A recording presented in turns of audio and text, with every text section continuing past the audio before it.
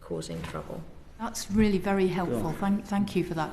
Could I just ask Dawn about your specific campaign to get an offence around spiking? Because that's clearly one of the other issues here. There isn't a specific criminal offence. It's if a drink is spiked or an injection takes place, it's rolled into a different criminal offence. It is, so yes. Could you just say something about that and whether you think that would help in terms of... Of course. My name's Dawn Dines. I'm the CEO and founder of Stamp Out Spiking, and I've been campaigning against this horrendous crime since 2005.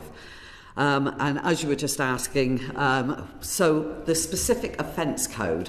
So I've actually been lobbying to try and get the law changed on this because it's so difficult for us. I've contacted all the police forces throughout the country to request their freedom of information data so I could try and find out exactly the extent of this crime.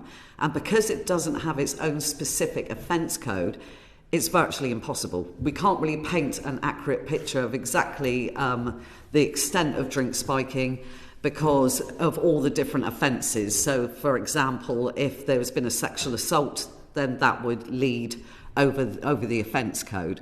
So I think because there are different types of drink spiking, obviously alcohol is still a drug. Everybody seems to assume that, oh no, they just had too much to drink. If you're sticking an extra shot in somebody's drink without their knowledge or consent, they still might have to operate machinery, they might have to drive later, they might be on medication. So I think education is key in what we're talking about here, because at the end of the day, unless we educate and we explain to people, and some of the nicest people I know in the world will always buy somebody a double. And I said, why would you do that? And they said, well, I thought I was just being kind. So actually, probably people who love you and care about you are actually spiking your drinks. It's not only for malicious intent. So that's one thing that I think is we have to make very clear. There's something totally different between drink spiking with alcohol and drink spiking with date rape drugs. If somebody spikes you and puts extra alcohol in your drink, it can have a bad effect. But if somebody puts Rohypnol, GHB, one of the diazepam family into your drink, that is going to be something completely different. You will be compliant. You won't be able to put up a fight. You'll leave with the assailant. You'll have no memory of what's happened to you.